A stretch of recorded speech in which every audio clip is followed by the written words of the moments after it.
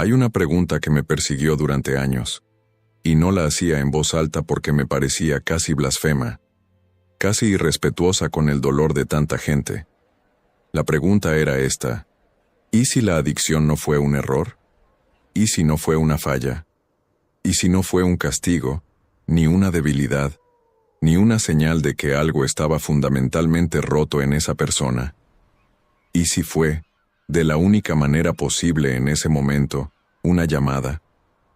Sé que eso puede sonar extraño, o incluso ofensivo, especialmente si tú o alguien que amas ha sufrido con una adicción. Y no lo digo para romantizar el dolor. No lo digo para minimizar la destrucción real que el vicio deja a su paso. Familias rotas, cuerpos destruidos, vidas que se detienen en medio. Lo digo porque hay algo que la psicología profunda descubrió hace más de un siglo. Algo que Carl Jung articuló con una claridad que todavía me produce escalofrío cuando lo leo, y que cambia completamente la manera en que entendemos no solo la adicción, sino la transformación humana en general. Y lo digo también porque yo mismo estuve atrapado, no en una adicción química, pero sí en patrones de autodestrucción que cumplían exactamente la misma función psicológica. Durante años me pregunté por qué seguía eligiendo lo que me hacía daño. ¿Por qué la parte de mí que sabía lo que era correcto parecía tener tan poco poder sobre la parte que actuaba? Hasta que encontré la respuesta de Jung. Y cuando la encontré, algo se reordenó por dentro de una manera que nada más había podido lograr. Eso es lo que quiero explorar contigo hoy. Antes de continuar, si este tipo de contenido te mueve, te invito a suscribirte. No publico videos todos los días. Publico cuando tengo algo real que decir. Y si te suscribes, vas a saber exactamente cuándo eso ocurre. Empecemos por lo que todo el mundo dice. Porque para entender por qué la visión de Jung es tan radical, primero tenemos que ver con claridad el marco que casi todos usamos cuando pensamos en la adicción. El modelo más extendido es el modelo de la enfermedad.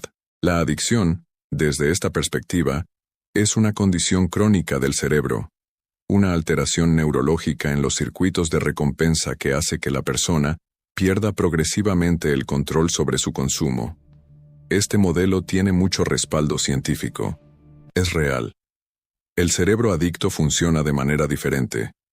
La dopamina, el núcleo accumbens, el córtex prefrontal, todo esto cambia con el consumo sostenido. Pero este modelo, aunque útil para el tratamiento médico, deja algo sin responder, algo que cualquiera que haya vivido la adicción de cerca sabe que existe: la dimensión del significado. ¿Por qué esa persona y no otra? ¿Por qué en ese momento de la vida? ¿Por qué ese tipo específico de sustancia o comportamiento, ese escape particular, y no otro? ¿Y por qué, para tantas personas que se recuperan, la recuperación no es simplemente dejar de consumir, sino convertirse en alguien completamente diferente? El modelo médico responde bien las preguntas del cómo, pero casi no toca las preguntas del por qué y del para qué. Hay otro modelo igualmente extendido que es el modelo moral. La adicción como debilidad de carácter, como falta de voluntad, como decisión equivocada que se repite. Este modelo es el que más daño hace, porque convierte el sufrimiento en vergüenza.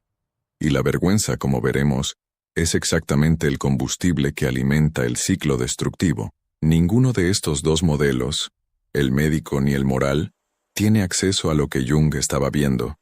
Y Jung no era un místico sin rigor. Era un psiquiatra suizo, discípulo de Freud, que pasó décadas trabajando con pacientes en crisis profundas. Lo que él veía no lo podía explicar con ninguno de esos dos marcos. Entonces desarrolló uno propio. La primera pista que necesitamos examinar es una carta que muy poca gente conoce, pero que, según muchos historiadores de la recuperación, es posiblemente una de las cartas más influyentes del siglo XX. En enero de 1961, Carl Jung recibió una carta de Bill Wilson. Bill Wilson era el cofundador de Alcohólicos Anónimos, el programa de recuperación más grande del mundo. Wilson le escribía para agradecerle algo que Jung había hecho 30 años antes, casi sin querer, que había cambiado el curso de la historia. En los años 30, un hombre llamado Roland Hazard llegó al consultorio de Jung en un estado desesperado. Era alcohólico. Había intentado todo. Era inteligente. Tenía recursos. Tenía voluntad. Nada funcionaba. Jung trabajó con él durante un tiempo y llegó a una conclusión que en ese momento era casi impensable. Le dijo a Roland con toda la honestidad que tenía: «No puedo ayudarte. Desde el punto de vista médico y psicológico, tu caso es prácticamente sin esperanza». Imagina recibir eso de un médico. Imagina estar sentado frente al psiquiatra más famoso del mundo y escuchar que no hay nada que él pueda hacer por ti. Pero Jung no se detuvo ahí. Le dijo algo más. Le dijo que había visto, muy raramente, casos como el suyo que se habían resuelto. Y todos tenían algo en común: una experiencia espiritual genuina, no religiosa en el sentido institucional, espiritual en el sentido de un reordenamiento completo de la psique, una transformación que venía de un nivel más profundo que la voluntad consciente. Roland Hazard salió del consultorio de Jung. Encontró un grupo cristiano llamado el Grupo Oxford. Tuvo precisamente esa experiencia de transformación y logró mantenerse sobrio. Luego compartió lo que Jung le había dicho con un amigo llamado Evie Thatcher. Evie se lo contó a Bill Wilson, y de esa cadena nació Alcohólicos Anónimos, con su énfasis en el poder superior, en la rendición, en la experiencia espiritual como núcleo de la recuperación. En la carta de 1961, Jung respondió a Wilson con una frase que es extraordinaria. Decía, en esencia, que el anhelo del alcohol en el alma del alcohólico era, en su nivel más bajo, el equivalente de la sed espiritual del ser entero, la sed de totalidad. En latín, dijo Jung, el alcohol se llama spiritus. Y la misma palabra se usa tanto para el aguardiente más destructivo como para la experiencia espiritual más elevada. Spiritus contra spiritum. El espíritu contra el espíritu. Lo que Jung estaba diciendo no era una metáfora poética. Era una hipótesis psicológica profunda. El alcohólico no está buscando destruirse. Está buscando algo real, algo genuino, algo que su vida cotidiana no le está dando. Y en ausencia de acceso a esa experiencia real, el alma encuentra una imitación química, una puerta falsa que promete lo que solo el verdadero trabajo interior puede dar. Aquí llegamos a la segunda pista, que es donde la cosa se vuelve todavía más interesante y más perturbadora. Jung desarrolló un concepto que llamó enantiodromia. Es una palabra griega que significa aproximadamente correr hacia el opuesto.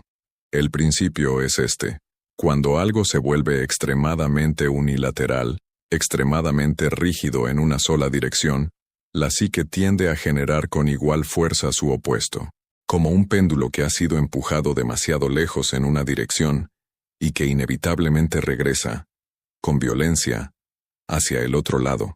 Aplicado a la psique humana, esto significa lo siguiente: cuando el ego, la identidad consciente, la máscara que construimos para funcionar en el mundo, se vuelve demasiado rígido, demasiado controlador, demasiado alejado de lo que Jung llamaba el sí mismo, el centro más profundo de la psique, la totalidad del ser, algo dentro de nosotros comienza a presionar. Y esa presión no siempre se manifiesta de manera ordenada, comprensible y socialmente aceptable. A veces se manifiesta como depresión, a veces como ansiedad inexplicable, a veces como una crisis existencial que llega en el pico del éxito, cuando desde afuera todo parece perfecto. Y a veces se manifiesta como una atracción irresistible hacia algo destructivo. Jung observó que muchas de las personas que caían en las adicciones más profundas no eran paradójicamente las más débiles. Eran, con frecuencia, personas con una energía psíquica enorme, con una sensibilidad fuera de lo común, con una capacidad de sentir que no había encontrado un canal legítimo. Personas que en otra época, en otro contexto cultural, habrían sido chamanes, artistas visionarios, místicos. Personas cuya alma pedía a gritos algo que el mundo ordinario no les estaba ofreciendo. Y cuando esa energía no encuentra un canal, busca uno, aunque sea uno que destruya. El arqueólogo de la psique, que era Jung, también sabía que esta dinámica no era nueva. La había visto codificada en los mitos más antiguos de la humanidad. Pensemos en el mito de Inanna, la diosa sumeria del amor y la guerra, que desciende voluntariamente al inframundo. Para pasar cada puerta tiene que desnudarse de una parte de su poder, de sus atributos, de su identidad. Llega al fondo completamente despojada. Muere, y solo entonces puede renacer, pero transformada, llevando algo que no podría haber obtenido de ninguna otra manera. O pensemos en Orfeo, que desciende al Hades por amor, y en su descenso aprende sobre la muerte de una manera que ningún ser vivo podía conocer sin haber ido allí. O en la más conocida de todas estas narraciones en Occidente, la crucifixión, el descenso al más absoluto abandono. Padre, ¿por qué me has abandonado? Antes de la resurrección.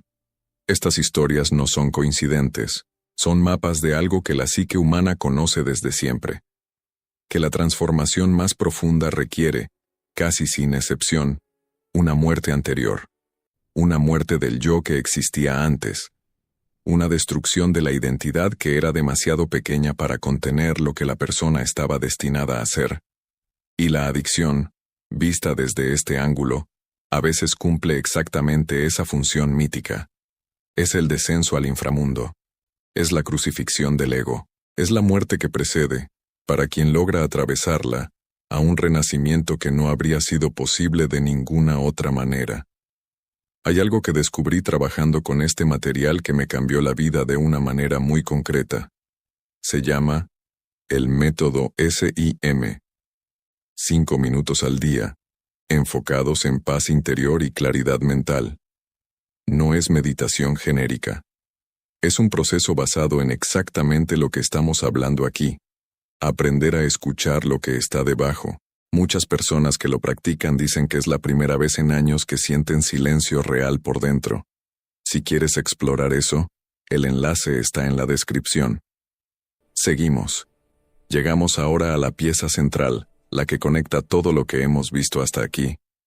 Y es la más difícil de recibir, porque implica una visión de Dios, o del sí mismo, o de la inteligencia del alma, llámalo como quieras, que es radicalmente diferente a la que la mayoría de nosotros aprendimos. La visión convencional es esta. Dios quiere lo mejor para ti, te protege, te guía hacia el bienestar, te aleja del sufrimiento. La oración es una conversación con esa benevolencia. La fe es confianza en esa protección. Pero hay una tradición paralela, tanto en la mística cristiana como en la psicología profunda, que dice algo diferente. Dice que hay momentos en que el alma está tan bloqueada, tan atrapada en una identidad falsa, tan encerrada en un ego que se ha vuelto su propia prisión, que la única manera de liberarla no es suavizando las cosas, es rompiéndolas.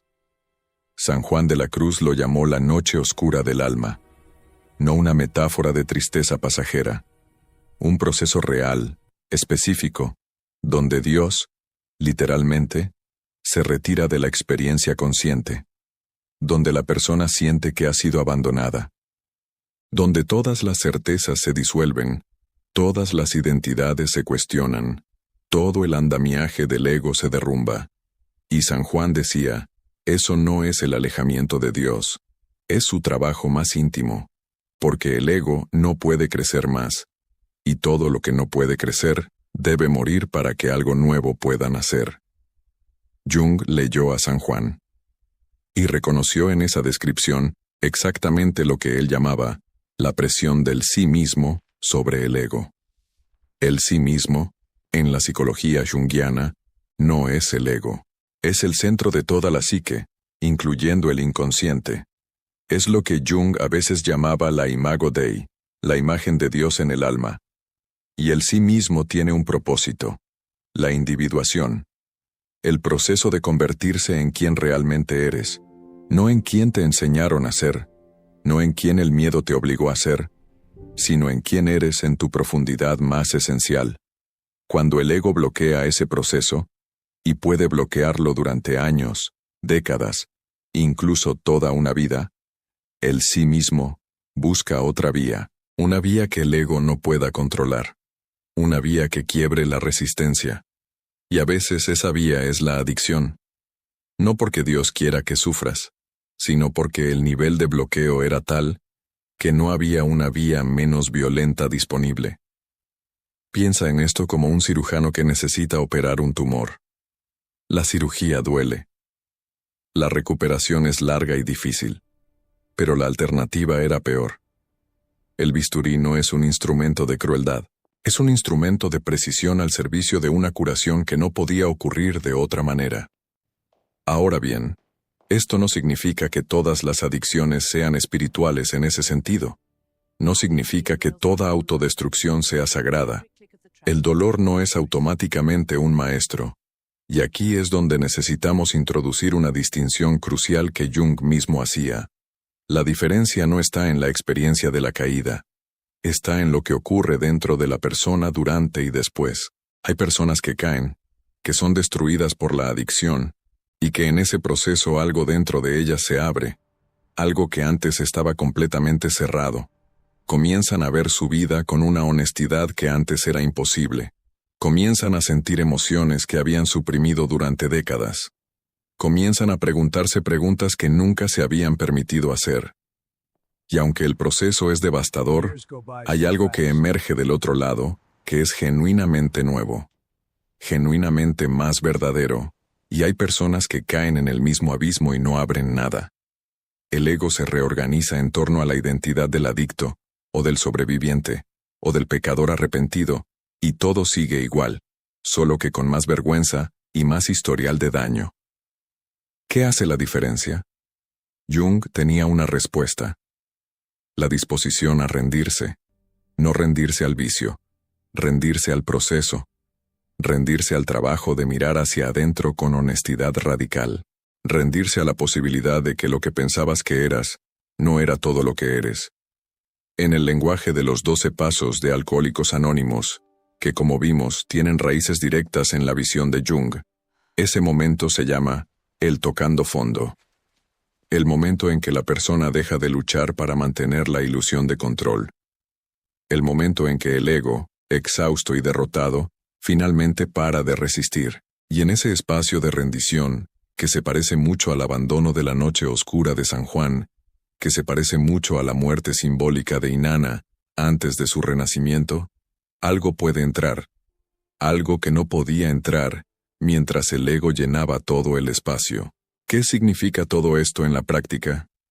¿Cómo se convierte esto en algo útil para tu vida, ahora mismo, independientemente de si has tenido una adicción o no? Porque en realidad, lo que Jung estaba describiendo no se limita a las adicciones químicas. Es un patrón que se repite en infinidad de formas.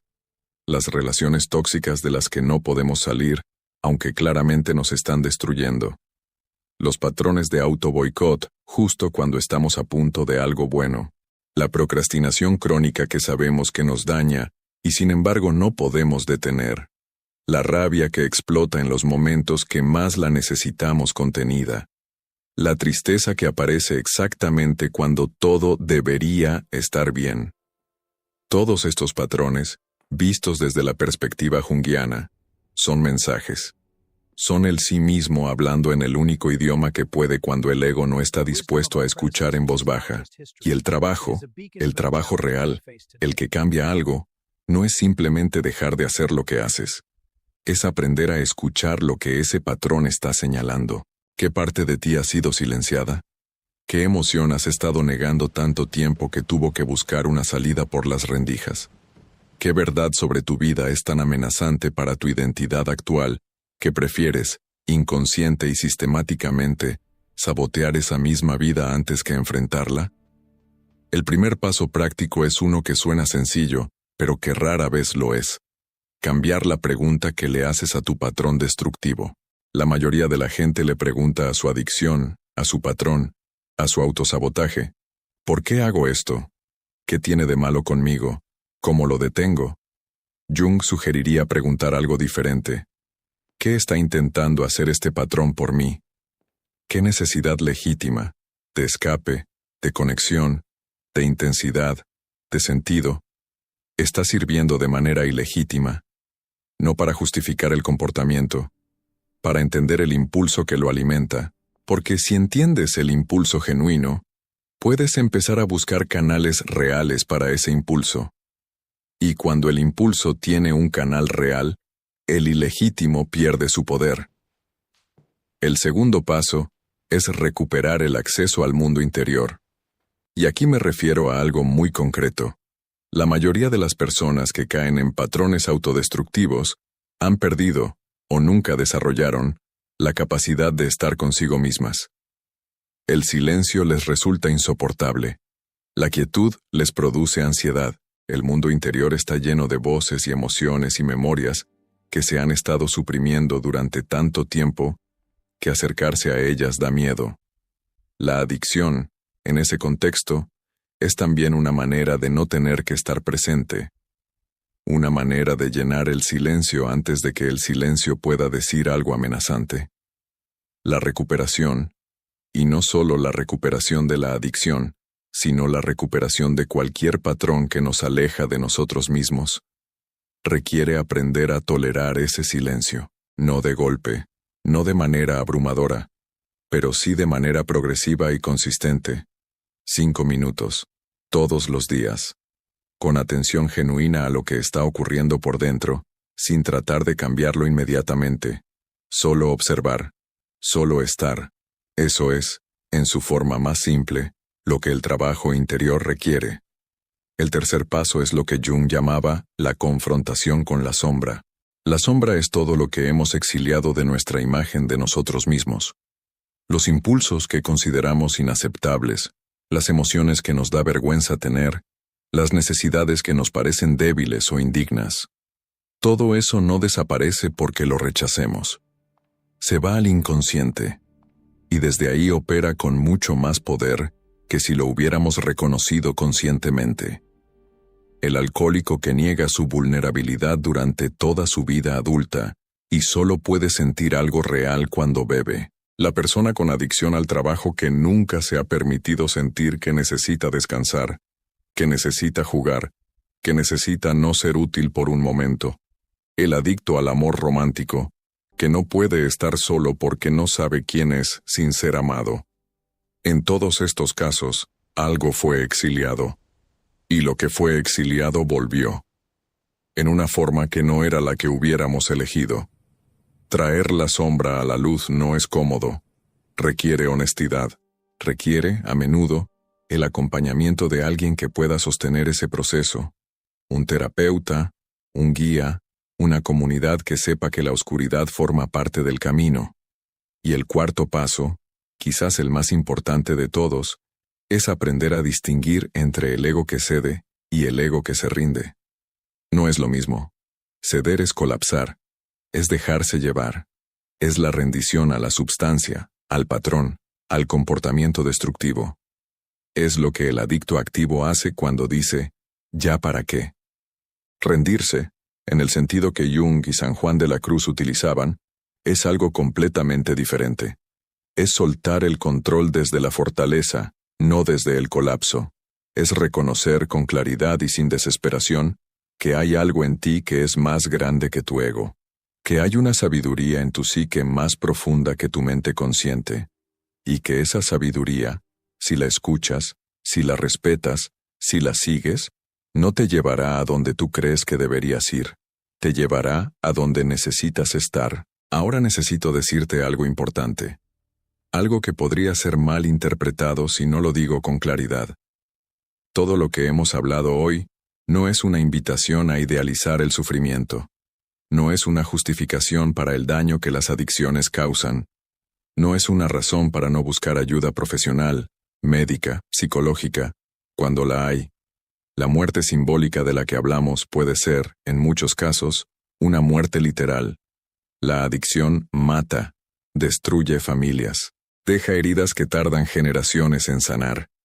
Y al mismo tiempo, todo eso es verdad, Y también es verdad que dentro de ese mismo proceso devastador, existe, para algunas personas, en algunas circunstancias, algo que es una oportunidad sin equivalente para una transformación que no hubiera ocurrido de ninguna otra manera. Las dos cosas son verdad simultáneamente, y la sabiduría está en poder sostener las dos, sin colapsar en ninguna de ellas. El peligro de decir, la adicción fue lo mejor que me pasó, sin el contexto correcto, es que puede servir para romanticizar algo que sigue siendo una emergencia. El peligro de decir, la adicción es solo una enfermedad, una debilidad, una tragedia, es que cierra la puerta al significado. Y sin significado muchas personas no encuentran razón suficiente para emprender el viaje de regreso. Lo que Jung nos ofrece es un tercer camino: sostener la tragedia y el potencial transformador en el mismo momento.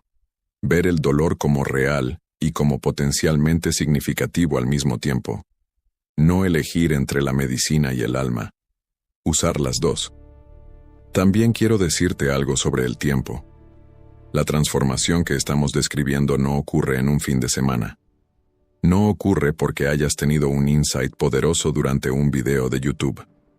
El insight puede ser el comienzo, pero el trabajo real de reintegrar la sombra, de construir un canal para el alma, de aprender a habitar tu propio interior, es un trabajo de años, a veces de toda una vida. Y eso no es una mala noticia. Es, si lo piensas bien, la mejor noticia posible. Porque significa que no hay una fecha límite para comenzar. Porque significa que cada momento de conciencia genuina, cada vez que te haces la pregunta correcta, cada vez que te sientas en silencio y escuchas aunque sea por 5 minutos, todo eso acumula.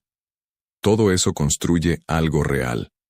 El tercer riesgo que quiero nombrar es el del bypass espiritual. Es un término que el psicólogo John Welwood acuñó para describir el uso de ideas espirituales para evitar, en lugar de confrontar, el trabajo psicológico real. Y en el contexto de lo que estamos hablando hoy, puede manifestarse así.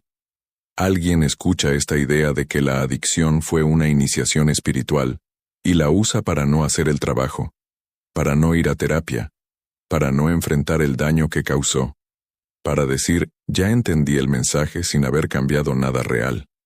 El insight sin acción es, en el mejor de los casos, entretenimiento intelectual, y en el peor, una forma más sofisticada de evitación.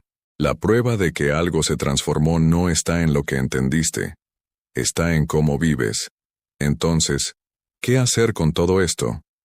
Si hay alguien en tu vida que está en una adicción activa, lo primero que puedes ofrecerle no es un discurso sobre el sentido espiritual de su proceso.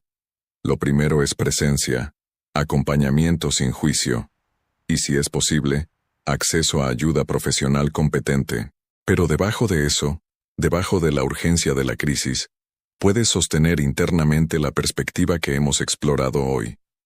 Puedes verlos, no solo como alguien que está fallando, sino como alguien que está en un proceso que todavía no ha llegado a su momento de apertura. Esa diferencia en la manera de verlos puede cambiar completamente la calidad de tu presencia con ellos. Si eres tú quien está en ese proceso, o quien lo ha vivido, o quien lleva las cicatrices de ese paso por el inframundo, quiero decirte algo directamente. Lo que pasaste no fue solo destrucción, aunque también fue destrucción. Lo que perdiste en ese proceso. Y hay cosas que se pierden irreversiblemente, y eso hay que llorarlo.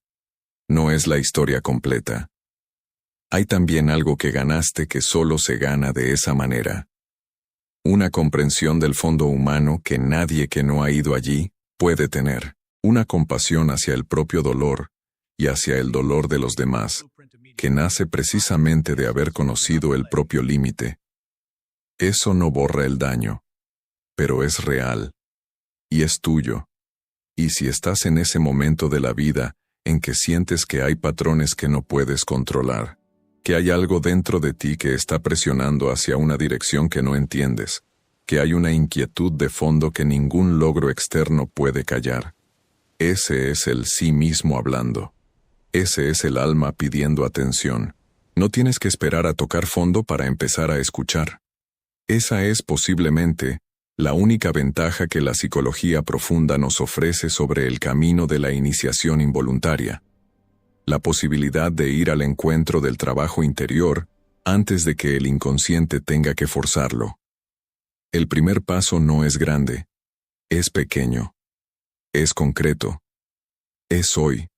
Siéntate, cierra los ojos, pregúntate, ¿qué es lo que realmente necesito que todavía no me he dado? No lo que crees que deberías necesitar, no lo que sería conveniente necesitar, lo que realmente en el nivel más honesto al que puedes acceder, está pidiendo atención. Y luego escucha, sin apresurarte, sin exigirte que la respuesta sea perfecta o que cambie todo de inmediato. Solo escucha, porque en ese escuchar, en esa disposición a mirar hacia adentro con honestidad y sin condena, está la semilla de todo lo que Jung llamaba individuación, de todo lo que los místicos llamaban transformación, de todo lo que, en el lenguaje más simple y más universal que existe, se llama crecer. Jung le escribió a Bill Wilson, el fundador de Alcohólicos Anónimos, algo que resumo así: el espíritu y el alcohol comparten raíz en latín. Spiritus. El mismo anhelo que te lleva a destruirte es el que te puede llevar a lo sagrado. Si eso resonó contigo hoy, el método SIM fue diseñado para exactamente ese momento. Cuando ya sabes que algo tiene que cambiar por dentro, pero no sabes cómo empezar. El enlace está abajo. Y antes de irte, quiero preguntarte algo en los comentarios. Una sola pregunta. ¿Hubo un momento de tu vida en que la destrucción te enseñó algo que ninguna otra cosa pudo enseñarte? Escríbelo. Este espacio es para eso. No para respuestas perfectas, para respuestas honestas. Comparte este video con alguien que lo necesita, aunque no sepa todavía que lo necesita. Nos vemos en el próximo. Hay algo que nadie te dijo cuando llegaste al mundo. No el nombre que te pusieron, no el signo del zodiaco que te asignaron, no la historia que tu familia construyó alrededor de tu nacimiento. Hay algo más antiguo, más silencioso, que ya estaba esperándote, y tiene que ver con el momento exacto en que tu conciencia se encontró por primera vez con la luz. Carl Jung pasó décadas estudiando por qué ciertas personas, nacidas en épocas distintas y culturas distintas, repetían los mismos patrones de vida, los mismos tipos de heridas, las mismas formas de amar y de destruirse. Y lo que encontró no era coincidencia. Era lo que él llamó el inconsciente colectivo, una capa profunda de la psique humana que precede a cualquier experiencia personal, que ya existe cuando tú llegas, y que imprime en ti ciertos arquetipos dominantes desde el primer momento. Yo estudié a Jung durante años antes de darme cuenta de que jamás había aplicado ese conocimiento a mí mismo. Conocía los arquetipos en la teoría, los reconocía en los mitos, los veía en los pacientes que Jung describía en sus casos clínicos. Pero nunca me había preguntado, ¿cuál es el arquetipo que llegó conmigo cuando nací? ¿Cuál es la energía que el inconsciente colectivo depositó en mí en ese momento específico del año? Cuando finalmente lo hice, algo se movió, no de golpe, sino como cuando ajustas el lente de una cámara y de pronto todo lo que era borroso cobra una nitidez que no sabías que era posible. Eso es lo que vamos a hacer juntos hoy. Vamos a recorrer los 12 meses del año como si fueran 12 puertas distintas hacia la psique. Cada mes tiene un arquetipo dominante, una herida característica y un llamado de la sombra. Esa parte de ti que todavía no has integrado y que por eso sigue apareciendo disfrazada en tus patrones de vida. No importa si crees en la astrología o no. Esto no es astrología. Esto es psicología de las profundidades aplicada al ciclo natural del año. Es la observación de Jung de que el momento en que una conciencia emerge al mundo no es aleatorio, es sincrónico. Y la sincronicidad, para Jung, no era magia. Era la capacidad del universo de hablar a través de la coincidencia significativa.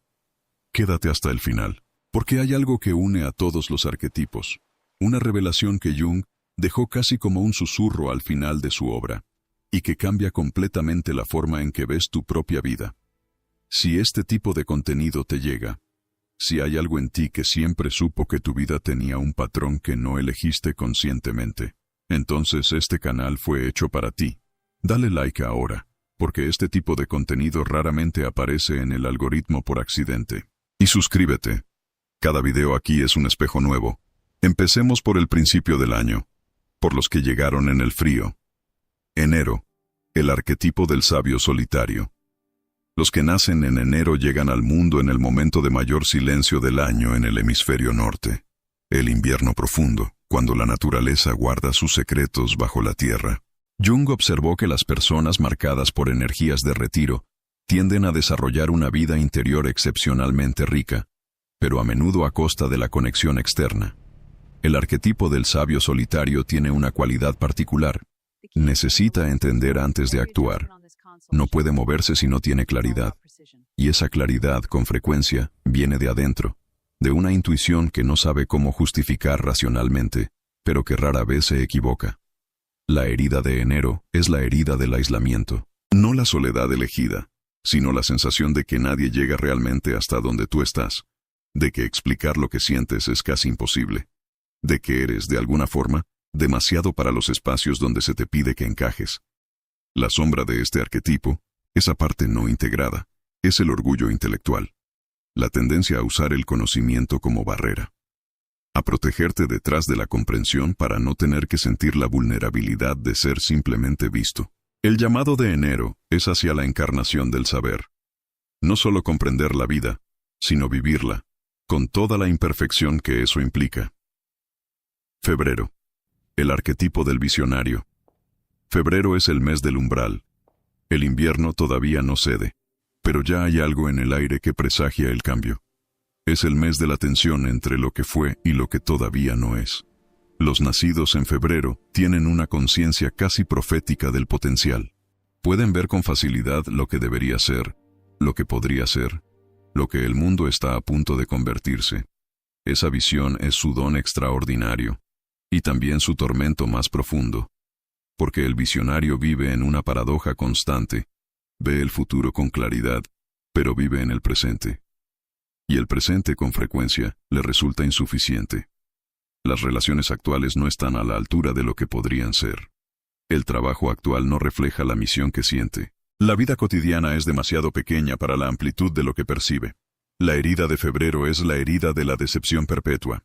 De empezar con un entusiasmo genuino y terminar desilusionado, no porque las cosas sean malas, sino porque nunca llegan a ser lo que la visión prometía. La sombra aquí es la evasión. La capacidad de construir mundos ideales internos tan elaborados que la realidad concreta se vuelve casi insoportable. El llamado de febrero es hacia el arraigo del sueño, hacia aprender a amar lo imperfecto sin traicionar la visión. Marzo. El arquetipo del renaciente. Marzo es el mes del equinoccio de primavera en el hemisferio norte, el momento en que la oscuridad y la luz se equilibran por primera vez, y la vida vuelve a emerger de la tierra. Las personas nacidas en marzo llevan esta energía de renacimiento de una forma muy particular. Tienen una capacidad extraordinaria para comenzar de nuevo, para soltar lo que ya no sirve y emerger transformadas.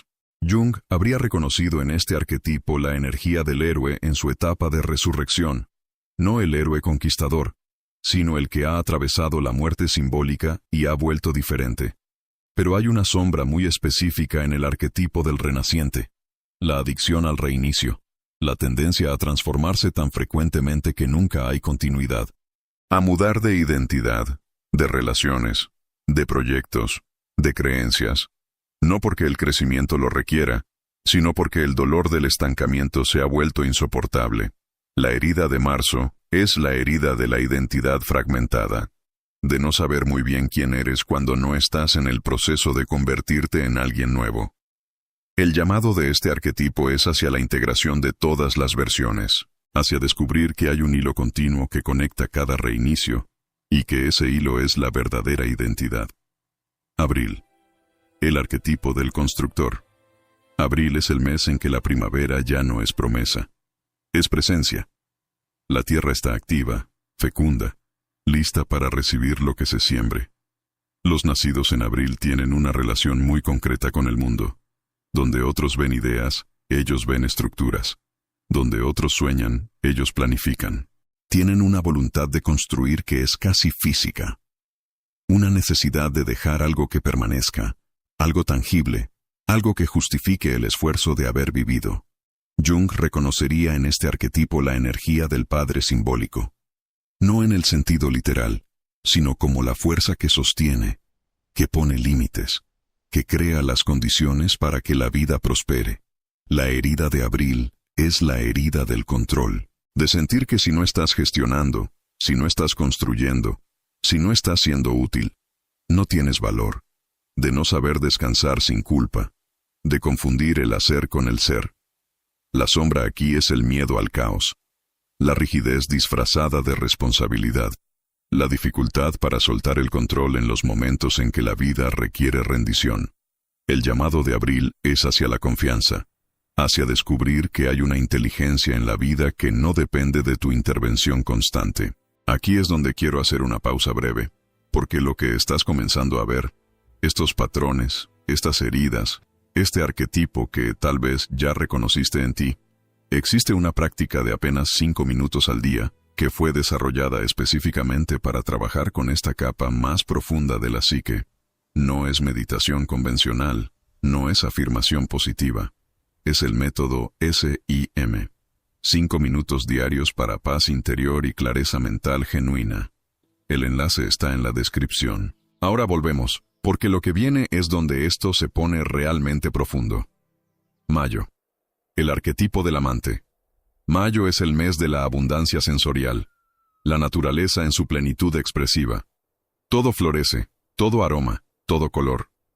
Los nacidos en mayo tienen una relación particularmente intensa con la belleza y con la conexión.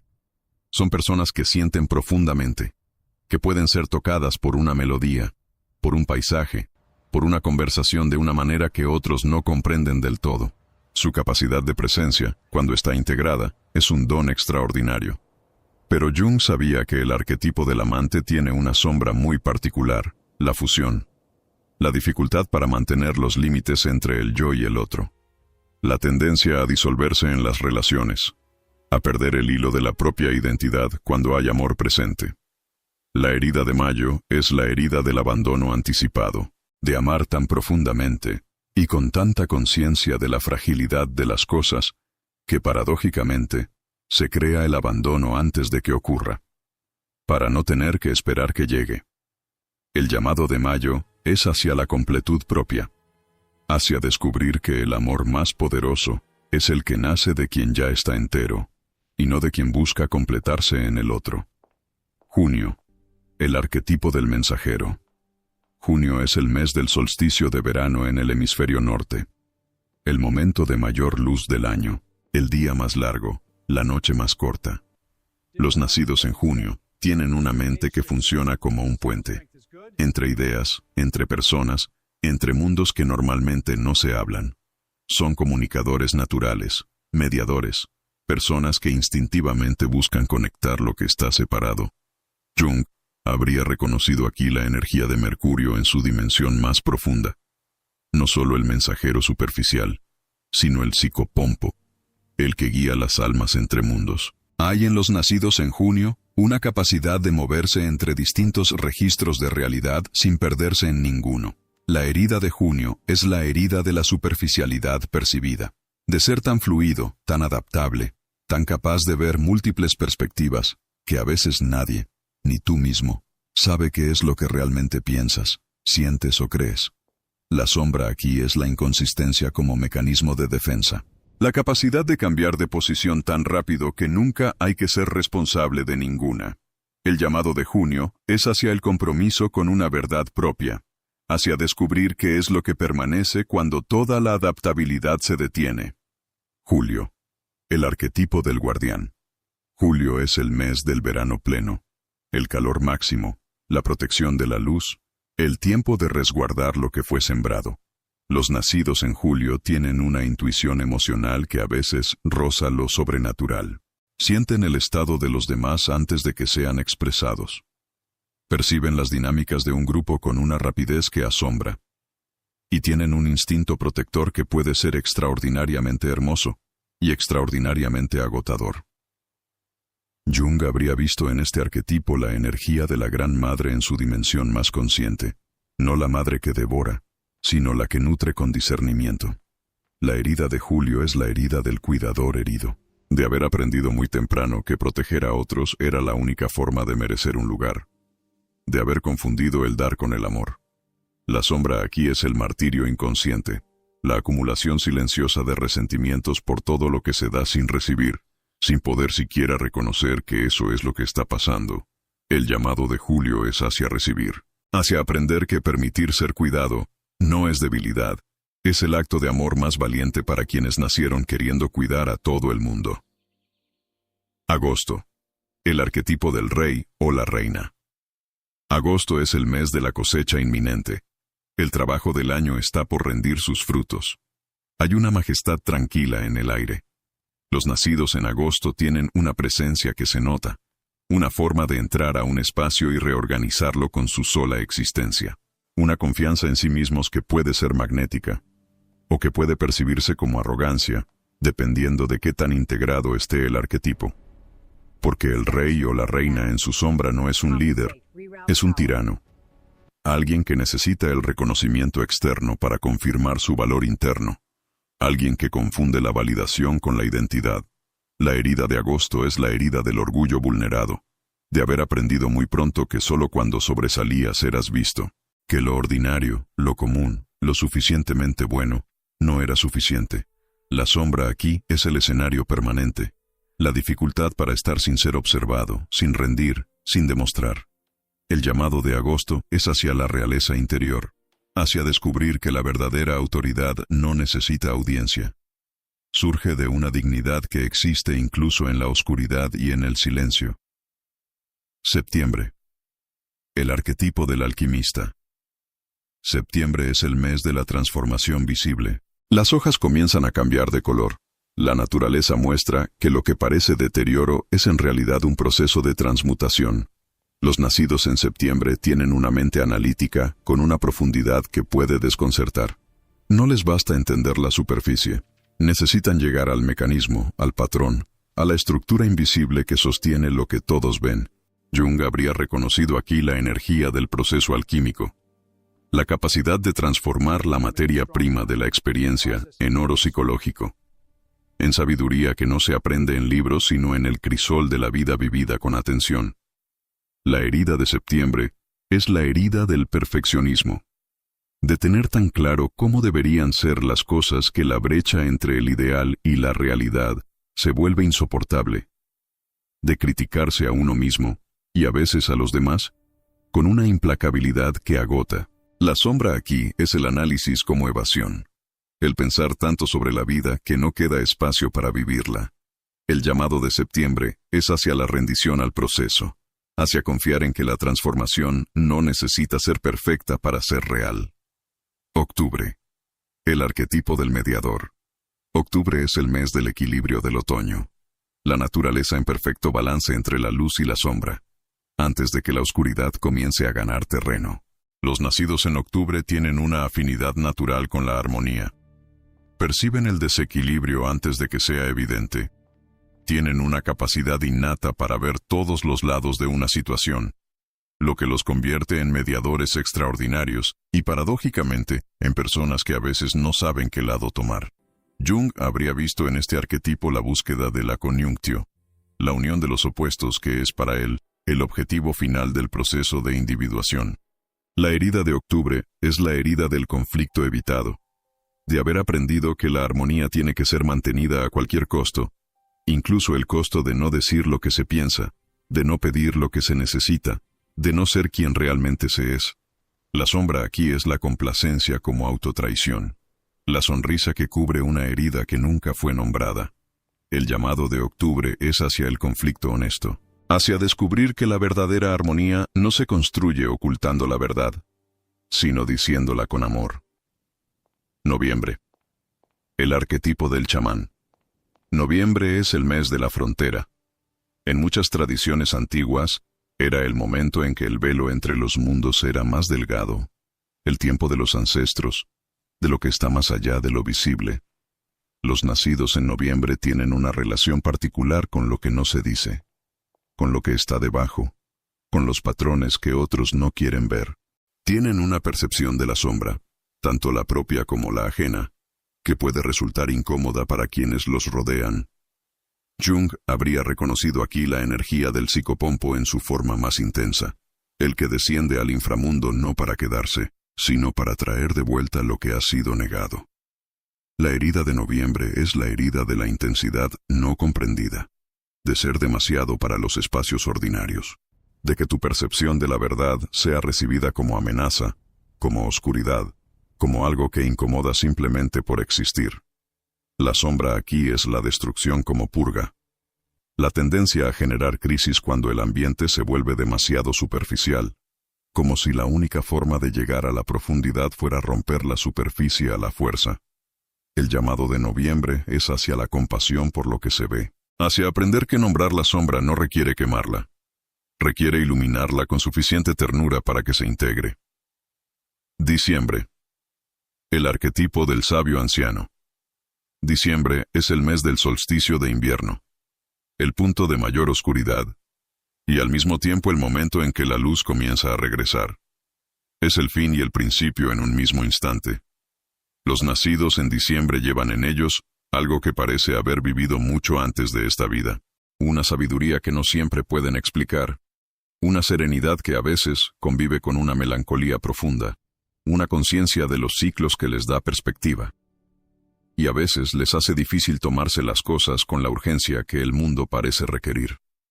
Jung habría reconocido aquí al Xenex en su dimensión más elevada, la figura del anciano sabio que ha atravesado todas las estaciones y ha encontrado paz, no porque la vida sea perfecta, sino porque ya no espera que lo sea. La herida de diciembre es la herida del cansancio existencial, de haber llegado al mundo ya con preguntas que la infancia no sabe cómo contener, de sentir el peso de todo lo que es, la belleza y la tragedia, con una conciencia que a veces resulta demasiado grande para un solo cuerpo.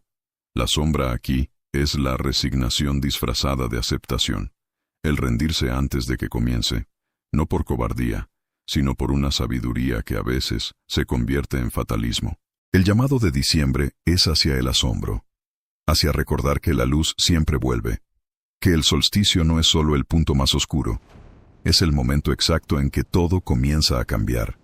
Y aquí llegamos a lo que prometí al principio, a la revelación que Jung dejó casi susurrada. Después de recorrer todos estos arquetipos, después de ver 12 formas distintas de llegar al mundo, hay algo que los une a todos.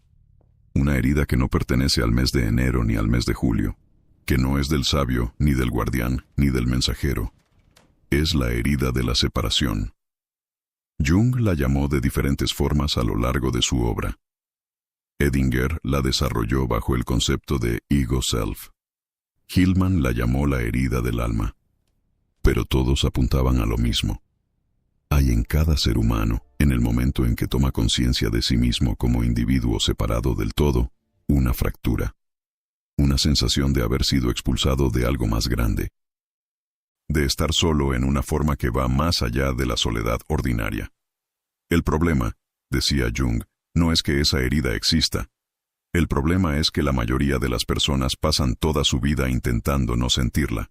Construyen identidades, acumulan logros, llenan el silencio con ruido, precisamente para no tener que estar con esa sensación de fondo que dice, hay algo que falta, hay algo que perdiste, hay un hogar que no recuerdas pero que tu cuerpo todavía añora.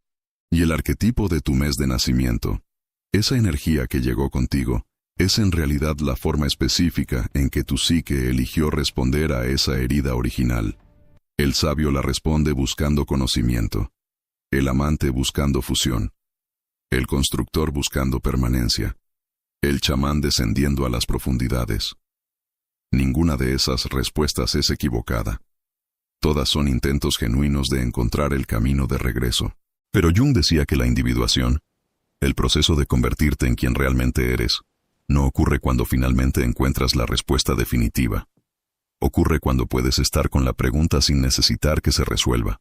Cuando puedes sentir esa añoranza de lo que se perdió y no huir de ella, sino habitarla con suficiente presencia para que se convierta en profundidad.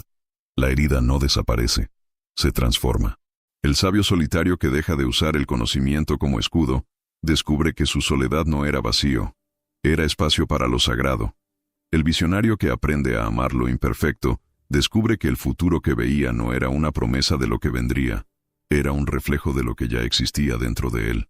El amante que aprende a estar entero solo, descubre que su capacidad de sentir no era una vulnerabilidad, era su forma de percibir lo divino. Cada arquetipo, en su versión integrada, deja de ser una herida y se convierte en un portal. Jung pasó la segunda mitad de su vida construyendo su torre en Bollingen, a orillas del lago de Zúrich. Tallaba sus experiencias en piedra, literalmente, y cuando le preguntaban por qué, decía algo que se me ha quedado grabado: que solo lo que ha sido vivido completamente puede ser comprendido completamente. No el conocimiento, la experiencia vivida. Tu mes de nacimiento te dio un arquetipo. Ese arquetipo llegó con una herida. Esa herida ha dirigido tu vida de formas que a veces no elegiste conscientemente, pero también llegó con un llamado. Y ese llamado, cuando lo escuchas, no te pide que seas diferente de lo que eres. Te pide que seas completamente lo que ya eres. Eso es la individuación. Eso es lo que Jung quería decir cuando escribió que la tarea más difícil y la más importante de la vida humana es llegar a ser uno mismo. No un yo más exitoso, más espiritual, más correcto o más iluminado. Uno mismo. Con todo lo que eso implica. Antes de cerrar este video, necesito preguntarte algo. ¿Reconociste tu arquetipo hoy? ¿Hubo algo en lo que escuchaste que tocó una parte tuya que raramente es nombrada? Si fue así, quiero que sepas que eso no es coincidencia. Lo que se mueve en ti cuando algo resuena de verdad es exactamente lo que el método CIM fue creado para profundizar. No es un curso, no es una fórmula. Son 5 minutos al día de una práctica muy específica que trabaja con esta capa más profunda de la psique, la que está debajo de los pensamientos, debajo de los hábitos, debajo de la identidad que construiste para sobrevivir. 5 minutos al día.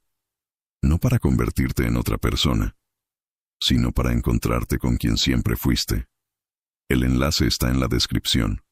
Y ahora te pido algo más. Escríbeme en los comentarios. ¿Cuál es tu mes de nacimiento y qué reconociste en ti hoy? Quiero leer cada respuesta. Porque en este espacio no somos un canal y una audiencia. Somos personas que están eligiendo mirarse de frente. Y eso es algo que merece ser honrado. Comparte este video con alguien que también necesita entender por qué su vida es como es. A veces el regalo más profundo que podemos hacerle a alguien es un espejo. Nos vemos en el próximo.